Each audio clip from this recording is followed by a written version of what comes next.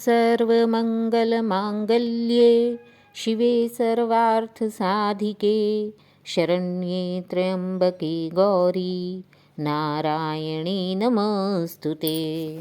नमस्कार प्यारे भक्तों, जैसे कि नवरात्रे आ रहे हैं तथा नवरात्रों में हम माँ दुर्गा की पूर्ण भक्ति भाव के साथ पूजा उपासना करते हैं। नवरात्रे वर्ष में 2 बार आते हैं, चैत्र नवरात्रे और अश्विन नवरात्रे। अश्विन नवरात्रे जिन्हें हम शारदीय नवरात्रे भी कहते हैं और चैत्र नवरात्रे। तो प्यारे भक्तों, माता की पूजा करने के लिए हम माता की चौकी लगाते हैं और कलश स्थापना करते हैं। तो आइए आज हम यहाँ पर देखेंगे कि कलश स्थापना कैसे की जाती है।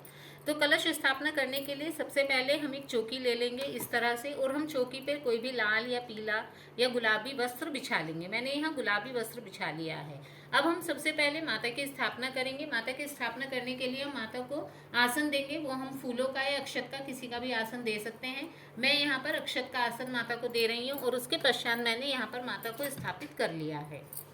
अब सबसे पहले हम माता को इसलिए स्थापित कर रहे हैं क्योंकि हम माता के राइट साइड में सीधे हाथ की तरफ कलश की स्थापना करेंगे।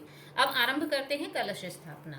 तो कलश स्थापना करने के लिए हम सबसे पहले अष्टदल कमल बनाएंगे। अष्टदल कमल के लिए हम यहाँ पर अक्षत ले लेते हैं। इस तरह से हमने अक्षत ले लिए हैं और अक्षत से अब हम ये इसमें अष्टदल कमल बना लेंगे। अष्टदल कमल यानी 8 पंखुड़ियों वाला कमल। हम इसमें इस तरह से इसके 8 भाग हम इसमें इसके कर लेंगे। तो ये देखिए, ये हमारा अष्टदल कमल बनके तैयार हो गया है। अब हम इस अष्टदल कमल के ऊपर अपना कलश स्थापित करेंगे। आपके पास तांबे का, पीतल का या मिट्टी का जो भी कलश हो वो आप ले सकते हैं। कहते हैं मिट्टी का कलश सबसे श्रेष्ठ होता है, लेकिन किसी भी तरह से हमें इसमें कोशिश करनी चाहिए कि हमें स्टील का कलश नहीं लेना चाहिए, जबकि आजकल स्टील का कलश भी चल रहा है। कलश पर मैंने पहले ही मोली बांध ली है, जिसे हम कलावा भी कहते हैं, और मैंने इस पर स्वास्तिक का चिन्ह भी बना लिया है। तो आप भी कलश पर मोली बांध लें और स्वास्तिक का चिन्ह बना लें। अब हम कलश को भरेंगे।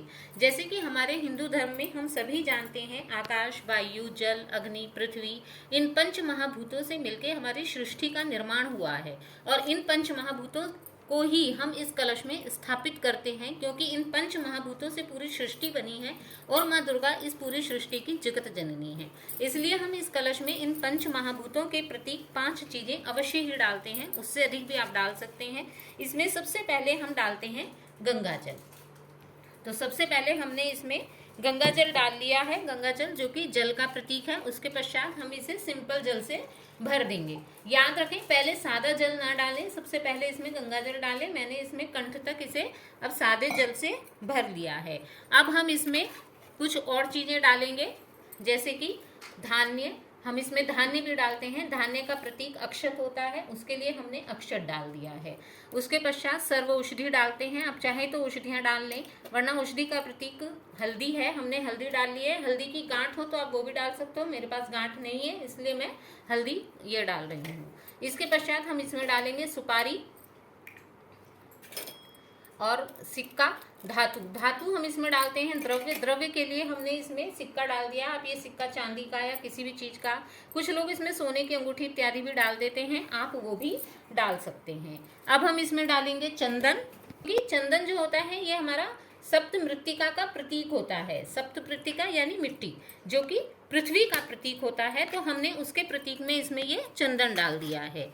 अब हम इसमें रोली और पुष्प इत्यादि भी डाल सकते हैं। तो हमने ये अपना कलश भर के तैयार कर लिया है। आप चाहें तो इसमें दूर्वा, इलायची या लौंग इत्यादि भी डाल सकते हो। तो अब हम इसके ऊपर एक पूर्ण पात्र रखेंगे। पूर्ण पात्र यानी जिसमें हम अक्षत इसके पात्र में भर देते हैं, उसे हम पूर्ण पात्र कहते हैं। हमने यह पूर्ण पात्र भरकर यहाँ रख लिया है। अब हम इसमें लगाएंगे पंचपत्र पत्ते। तो हम 5 पत्ते हैं, ये मैंने आम के पत्ते लिए हैं, 7 लिए हैं। आप 5, 7, 9, 11 गिनती में इस तरह से लें। सम की संख्या में ना लें, पत्ते हमेशा विषम की संख्या में लें। ये मैंने पहले ही धो के इन पे चंदन का और इसका टीका लगा लिया है, और अब मैं इसमें ये 5 पत्ते रख दूंगी। आप भी पहले ही इन्हें धो के तैयार कर लें। ये मैंने पहले ही धो के तैयार कर लिए हैं। इसके पश्चात मैंने इसके ऊपर यह पूर्ण पात्र रख दिया है।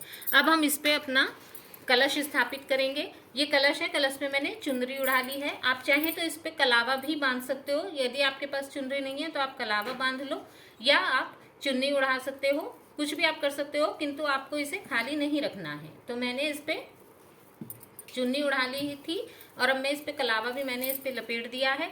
और ध्यान रखें कि जो इसका मुंह होता है वो हमेशा ऊपर की तरफ रखें या सामने की तरफ रखें, जैसे कि पूजा करने वाले के सामने की तरफ रहे, या हम चाहें तो इसे ऐसे भी रख सकते हैं। यदि आपका यह ऐसे टिक जाता है तो अच्छी बात है, और ऐसे ना टिके तो आप सीधा भी इसे रख सकते हो, लेकिन मुंह इसका हमेशा ऊपर रहना चाहिए। तो ये है, कलश स्थापना हमारी हो चुकी है। अब हम इस कलश पर पुष्प अर्पित कर देंगे। तो ये हमने इस पे पुष्प अर्पित कर दिए हैं। और अब हम इसके बाईं तरफ ही मतलब राइट साइड में ही हम इसके दाहिने तरफ ही गणेश जी को भी स्थापित कर लेंगे।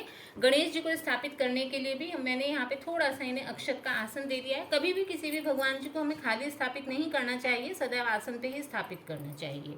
तो अब मैंने गणेश जी को भी स्थापित कर लिया है और अब हम यहाँ पर माता को चुन्नी उड़ाएंगे। और अब हम माता को यहाँ पे चुन्नी उड़ा देंगे। मैंने माता को चुन्नी उड़ा दी है।